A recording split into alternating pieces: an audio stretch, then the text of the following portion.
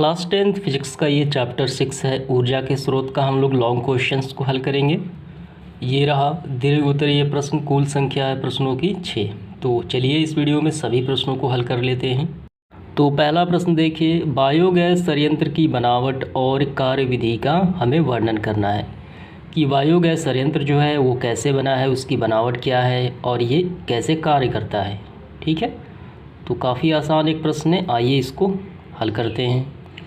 तो सबसे पहले हम क्या लिखेंगे, हम लिखेंगे बायोगैस क्या है अर्थात इसका सिद्धांत, ये कैसे काम करता है।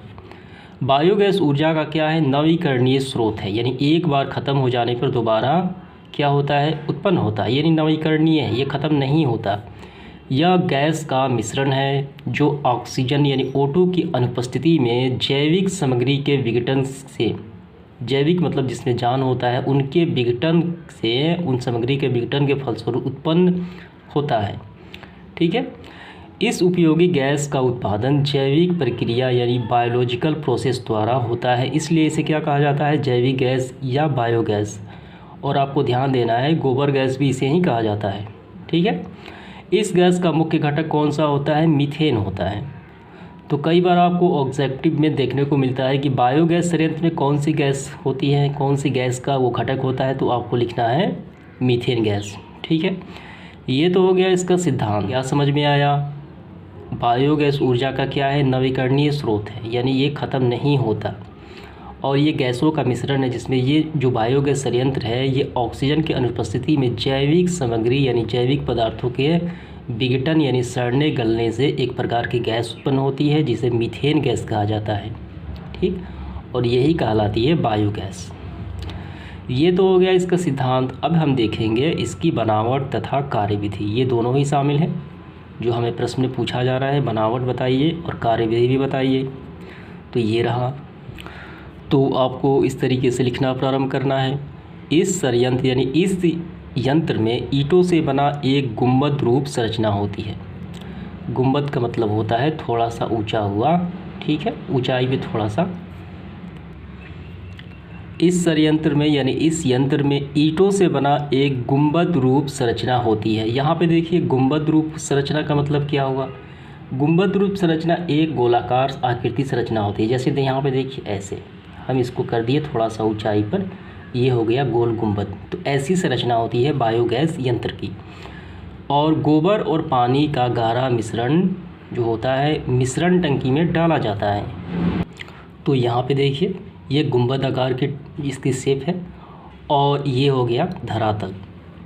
तो यहाँ से गोबर और पानी का मिश्रण यानी इस यंत्र में क्या किया जाता है, डाला जाता है।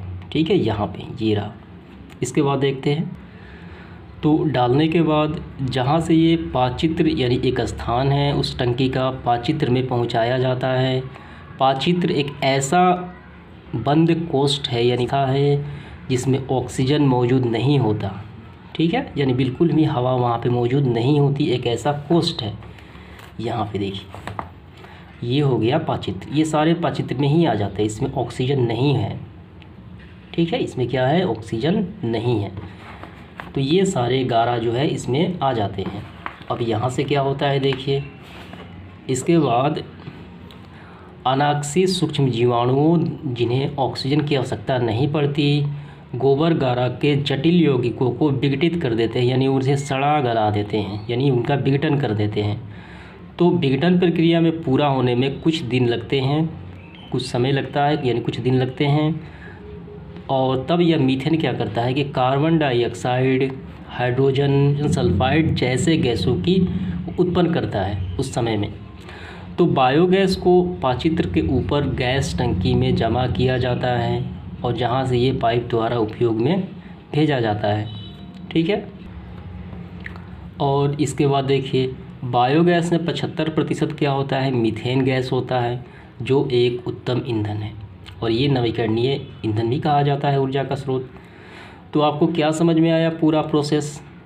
तो यहाँ पे देखिए, यहाँ पे जब हम गोबर और पानी का मिश्रण यानी गारा डालते हैं तो ये आ जाता है इस कहाँ पे, इस पाचित्र में, इस टंकी नुमा पाचित्र में आ जाता है जिसकी आकृति गोल गुंबद होती है।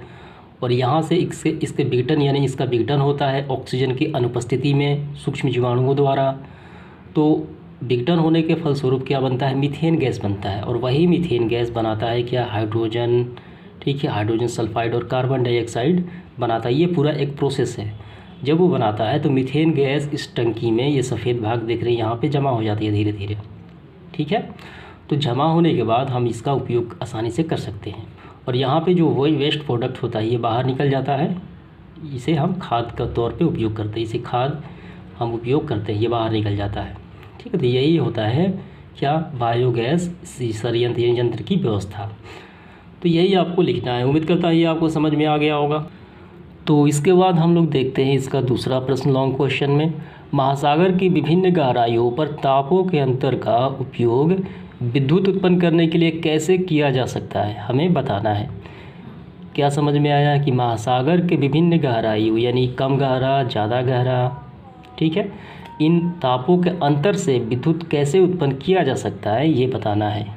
तो आइए सबसे पहले हम ये समझेंगे कि महासागर तापीय ऊर्जा से एनर्जी कैसे प्राप्त किया जाता है, ठीक है। और इसके बाद हम लोग आंसर इसका लिखेंगे। तो महासागर तापीय ऊर्जा होती है, महासागर के ताप से ऊर्जा प्राप्त किया जाता है। इसके लिए एक विशेष प्रकार का यंत्र होता है, ये पूरा एक यंत्र है।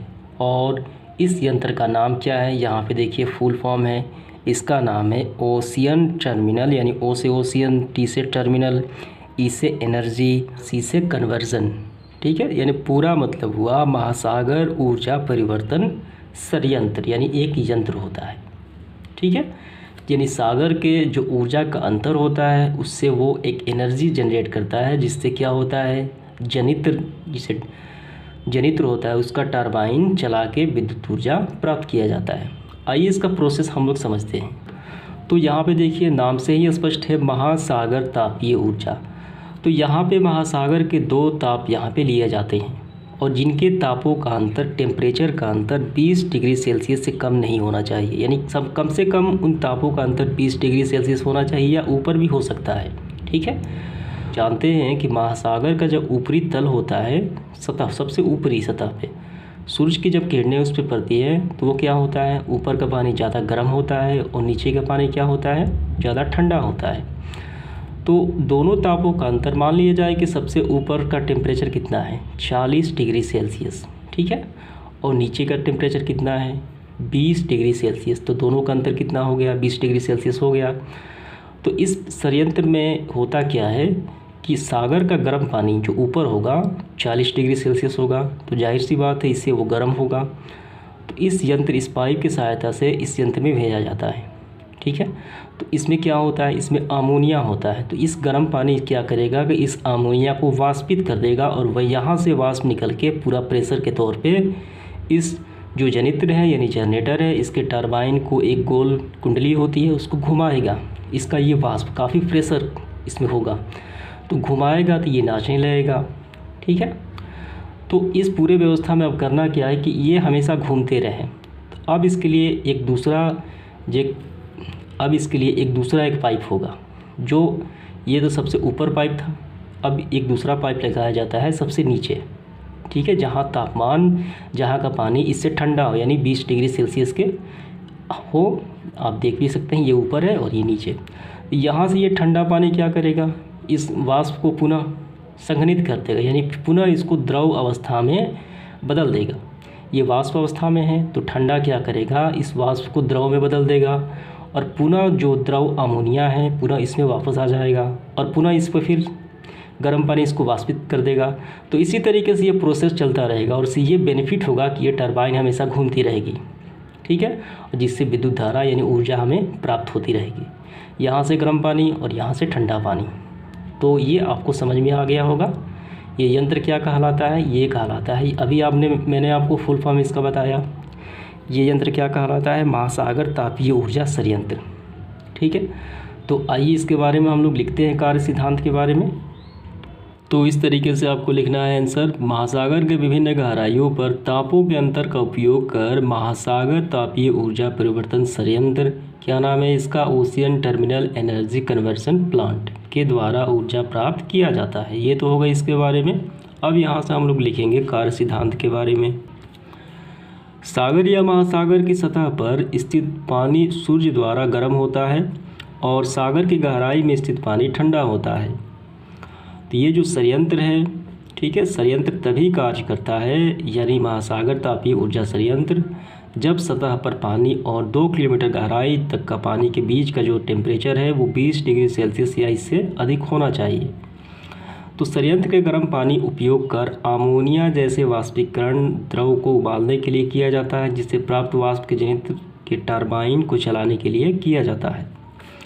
इसके बाद देखिए, महासागर के गहराई से ठंडे पानी को ऊपर की ओर पंप किया जाता है, और इससे होता क्या है कि वाष्प फिर से द्रव में संघनित किया जा सके, जिससे ये क्रिया निरंतर चलती रहती है और हमें ऊर्जा यानी टरबाइन के चलने से ऊर्जा हमें प्राप्त होती रहती है। तो यही होता है महासागर तापीय ऊर्जा द्वारा, ठीक है, ऊर्जा की प्राप्ति। तो यही आपको आंसर में लिखना है। तो चलिए इसके बाद देखते हैं अगला प्रश्न। इसके बाद देखते हैं तीसरा प्रश्न, समझाएं कि कैसे जल ऊर्जा को विद्युत ऊर्जा में बदला जा सकता है, ठीक है, और साथ ही ये भी हमें बताना है कि जल ऊर्जा के 2 लाभ भी हमें लिखना है। तो यहाँ पे देखिए, जल ऊर्जा को यानी जल शक्ति के द्वारा टरबाइन को चलाकर विद्युत ऊर्जा प्राप्त किया जा सकता है। तो इसका आंसर जो है, सबसे पहले आपको लिखना है बहते पानी की गतिज ऊर्जा या ऊंचाई पर स्थित पानी की स्थितिज ऊर्जा। ये होती है, बहते पानी में कौन सी होती है, गतिज ऊर्जा होती है, और ऊंचाई पर जो स्थित पानी होता है उसमें होती है स्थितिज ऊर्जा। यानी इन दोनों प्रकार की ऊर्जा के द्वारा एक दूसरा परंपरागत स्रोत है। तो जल शक्ति संयंत्र में होता क्या है कि गिरते हुए पानी, ठीक है, गिरते हुए पानी यानी स्थितिज ऊर्जा को विद्युत ऊर्जा में बदलते हैं। तो यहाँ से लेके यहाँ तक लिखना है, और उसके बाद आपको यहाँ से प्रारंभ करना है।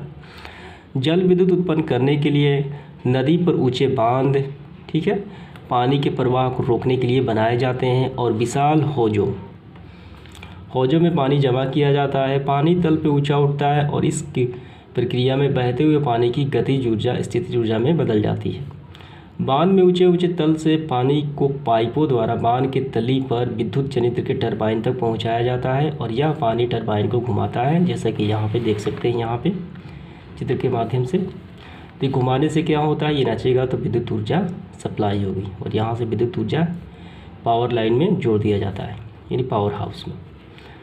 तो ये जल विद्युत जो है ऊर्जा का नवीकरणीय स्रोत है, ये कभी ख़त्म नहीं होता। तो इसी तरीके से जल शक्ति से विद्युत ऊर्जा बनाए जाते हैं, ठीक है, यहाँ तक आपको लिख लेना है।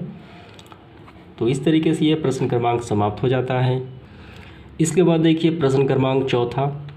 तो इसमें देखिए, पवन तरंग और ज्वार से ऊर्जा निष्कर्षण की सीमाएं क्या हैं। तो इसका मतलब क्या हुआ, इसका मतलब ये हमें बताना है कि पवन ऊर्जा का क्या क्या लिमिटेशन है, तरंग ऊर्जा का और ज्वार ऊर्जा का जो लिमिटेशन है कि कब हम कहाँ तक इसका उपयोग कर सकते हैं और कैसे कर सकते हैं, इसके क्या बॉन्ड है, क्या लिमिटेशन है, वो बताना है इसका, ठीक है। तो सबसे पहले आपको लिखना है पवन ऊर्जा की सीमाएं यानी लिमिटेशन। तो आपको सारे नहीं लिखने हैं, कम से कम आपको 3 या 4 लिख लेना है इसमें से।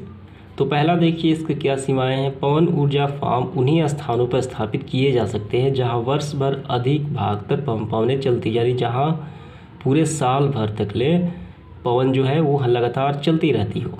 और इसका बी नंबर देखिए, दूसरा शर्त, टरबाइन को आवश्यक चाल को बनाए रखने के लिए पवन की चाल कितनी होनी चाहिए, 15 किलोमीटर प्रति घंटा से अधिक होना चाहिए।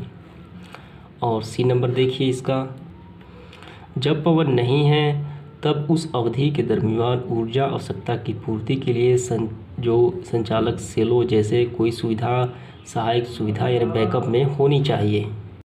तो इसके बाद यहाँ पे देखिए तरंग की सीमाएं क्या हो जाएगा। तरंग ऊर्जा यहाँ पे व्यवहार होगा, यानी जहाँ पे उपयोग होगा तभी होगा जहाँ तरंगे बहुत प्रबल हो। तो यही इसकी सीमाएं हो जाती है कि तरंगों का प्रबल होना आवश्यक हो जाता है, तभी तरंग ऊर्जा हम प्राप्त कर सकते हैं, ठीक है, सागर की।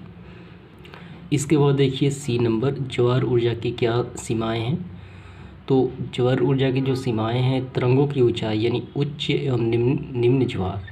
दूसरा, बांध बनाने की स्थिति, बांध बनेगा तभी ये ज्वार से ऊर्जा हम प्राप्त कर सकते हैं। ये 2 इनकी सीमाएं हो जाती हैं। इसके बाद देखिए प्रश्न क्रमांक 5वां, जीवाश्म ईंधन और ऊर्जा के प्रत्यक्ष रूप में सूर्य की तुलना हमें करना है। यानी हमें यहाँ पे जीवाश्म ईंधन कौन से आ जाते हैं, कोयला, पेट्रोलियम, ये सारे जीवाश्म ईंधन आ जाते हैं। यानी इन जीवाश्म ईंधनों की ऊर्जा के प्रत्यक्ष रूप कौन सा है, सूर्य, इनकी तुलना करना है। तो देखिए ये जीवाश्म ईंधन, यहाँ पे सूर्य है। यह ऊर्जा का अनवीकरणीय स्रोत है, यानी एक बार ख़त्म हो जाए तो ये बनने में काफ़ी वर्ष लग जाते हैं, हज़ारों वर्ष ख़त्म, यानी यूँ समझे कि ख़त्म हो जाएगा। और ये ऊर्जा का नवीकरणीय स्रोत है, कभी ख़त्म नहीं होगा। दूसरा देखिए, इनके जलने से अत्यधिक प्रदूषण होता है। कोयला जलने से ठीक क्या होता है, प्रदूषण होता है। ये प्रदूषण नहीं करते, जैसे सौर सेल हो गया। इनका दोहन आसानी से किया जा सकता है, यानी अति दोहन करे तो ये ख़त्म हो सकता है।